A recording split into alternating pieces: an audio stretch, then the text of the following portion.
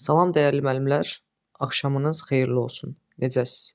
Bu gün müəllimlərin işə qəbulu imtahanı üçün təşkil edilmiş belə bir sual nümunəsinin izahını bildirəcəm. Onu bildirib ki, sual Cəlil Şəliyevin MIQ test toplusundan götürülmüşdür. Sualın şərtində qeyd edilir. Cədvələ əsasən uyğunluğu müəyyən edin. Bizə doğru və yanlış cavablar qeyd edilib. Birdə soruşulur.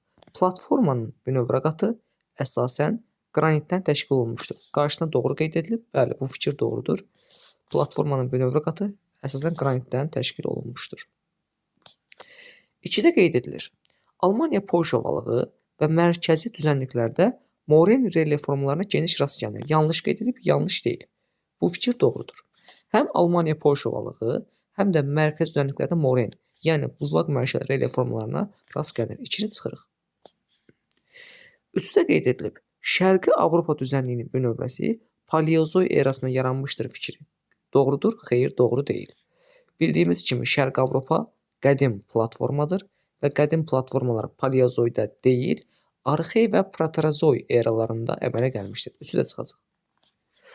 4-də qeyd edilib. Skandinaviya dağlarının hündürlüyü getdikcə azalır. Yanlışdır? Bəli, yanlışdır.